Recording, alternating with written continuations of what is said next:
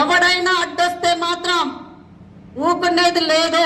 నా ఫ్యామిలీ మీద మాత్రం ఈగ వాళ్ళగానే నువ్వు బతుకు అని చెప్తున్నాయి. నా టార్గెట్ అయినా దయాకర్ రావు, బీఆర్ఎస్ పార్టీ. నువ్వెంతో మందిని కోవిడ్లో పోషిస్తున్నావు, ఎంతో మందిని గ్రూపిజం చేపిస్తున్నావు,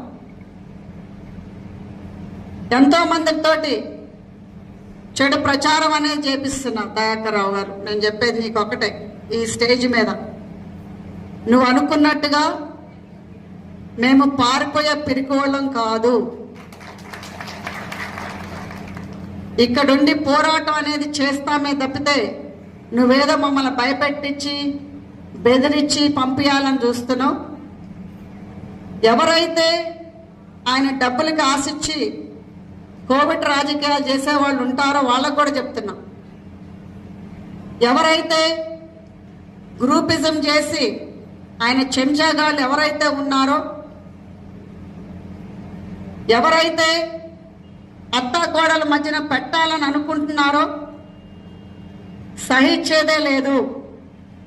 తప్పకుండా ఎట్లయితే పోయినసారి వచ్చిన దగ్గర నుంచి ఇప్పుడు 2 years అవుతుంది, జూన్కి 2 yearsలో ఎట్లయితే పోరాడి చేశామో అసలైన రాజకీయం నువ్వు చూడలేదు. ఇప్పుడే చెప్పారు జాన్సమ్మలో 2-3 రకాలు ఉన్నాయని. 3వ రకం చూస్తే నువ్వు తప్పకుండా రాజకీయ జీవితానికి మాత్రం పర్మనెంట్గా పర్వతగిరిలో కూర్చోవాల్సిందే అని చెప్తున్నా ఈ స్టేజ్ మీద. మరియు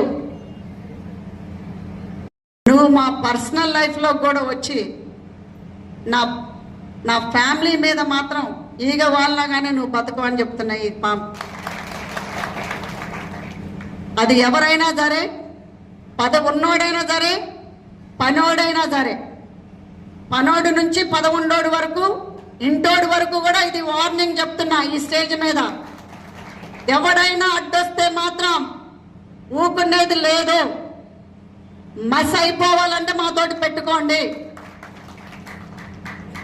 అంతేగాని వీళ్ళు ఆడోళ్ళు కదా ఊకుంటారని అంటే మాత్రం ఆడోళ్ళం కాదని ఆడపులులు అని నిరూపించినాం.